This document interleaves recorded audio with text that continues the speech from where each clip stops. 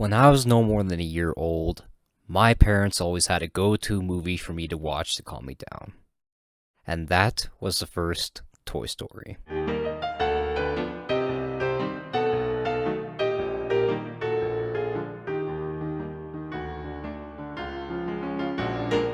The moment they turned it on, they described me as if I was in a trance, even going on a stretch to say that I didn't even blink throughout watching the film. Now, this may have just been my baby brain being fascinated with seeing something other than my parents, but I look back at our story and see it as the first instance and sign of my inevitable love for animation. A love and appreciation that has only grown and become stronger through my life, as I'm sure it has for others. I'm not the only one that grew up with the Toy Story films, along with many other iconic and popular animated projects of the time and since then. And I wish to share how and why that first seed of my love for this art grew to be the tree of appreciation it is now to all of you by explaining what animation means to me. Animation throughout my life has always felt like it's an important piece of what makes us, us. And that's because of how it directly relates to one of the big things that makes us all who we are now. Our sense of creativity, problem solving, innovation, but above all, storytelling. Regardless on if we utilize it for a career or just for something as simple as recounting a favorite memory, we're all born storytellers, whether about ourselves, the people close to us, the world itself, or creating completely original stories out of thin air.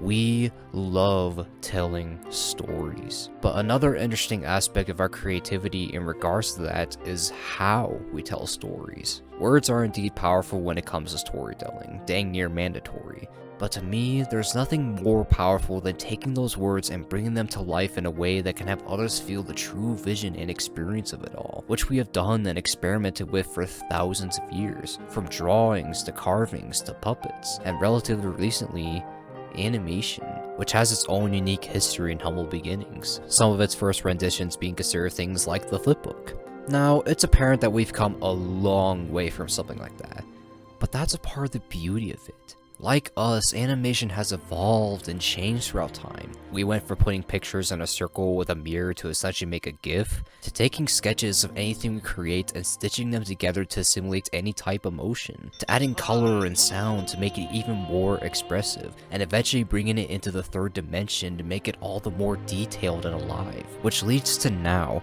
where we are taking and applying every single one of these concepts and blending them together to the point that we question what exactly is considered 2D or 3D animation. Is it one or the other, or both? The answer, yes. And that's possible through how animation is a major extension of our ever-growing and never-ending creativity, both in stories and how we tell them. The only thing that determines what we can't do with animation is something that we all share. Our own imagination. But think about that. Our imagination itself is limitless. Therefore, animation is limitless. There's nothing you can't do. There's no one you can't bring to life. There's nowhere you can't go. There's no story you can't tell. And some of the most influential pieces of media did not take those opportunities for granted. Star Wars, bringing to life people, worlds, and cultures never bound by the limits of space. The Nightmare Before Christmas, taking concepts that normally don't fit together and making it actually work in a unique and interesting way. Or something as simple yet grand as The Lion King, creating personality, emotion, and conflict to animals as if they were people. But one project in particular stood out to me as I was growing up, and that was Phineas and Ferb. The infamous boy geniuses with 104 days of summer vacation to do anything they wanted. And like animation itself, these boys' imagination was the limit. Because of how this show utilizes the limitless nature of animation, there was nothing holding them back from creating, experiencing, and inventing anything that they put their mind to. And I saw that on a deep and personal level as I matured, to the point that for a good period of my life, this show was one of the big reasons I was inspired to try and become an engineer. And that to me is the real impact that animation can leave and make. Animation is more than just entertainment. It's a medium of expression. Sure, there's nothing stopping us from using animation to create worlds, characters, and stories beyond comprehension, but there's also nothing stopping us from doing that in a way that expresses or explores aspects of ourselves or who we are. To name a few of an infinite number of examples, the Owl House dives into the concepts of identity and self-worth, even now expressing and taking big steps in LGBTQ representation. Marvel's recent Moon Girl and Devil Dinosaur covers the topics of appreciation of individuality, being proud of who you are and where you come from despite social stances. Even films such as Soul and Pinocchio bring insight to the philosophies of mortality and the values of life. To a degree, we all can connect and relate to these ideas and themes, and that's possible with how animation isn't just a medium where we can tell stories.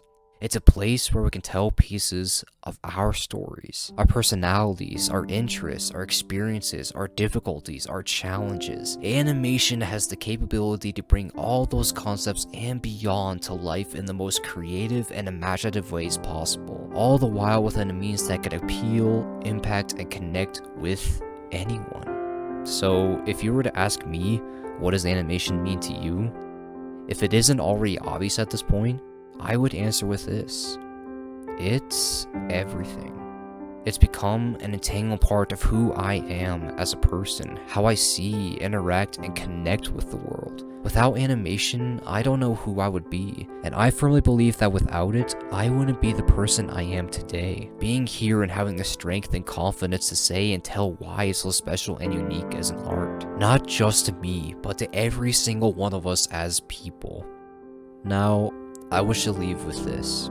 With everything that I discussed on what animation means to me, how it's a key piece of who we are, its infinite potential and possibilities, and how it's more than just to have a fun time, I want to ask, what does animation mean to you?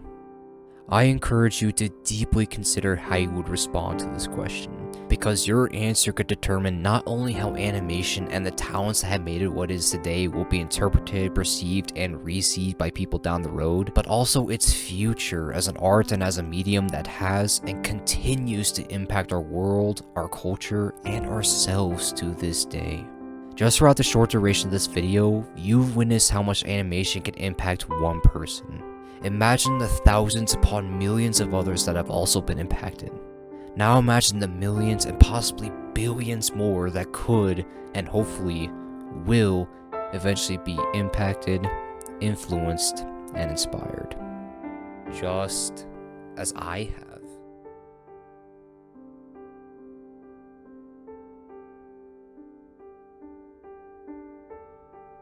This is Brax Former, and this has been What Animation Means to Me.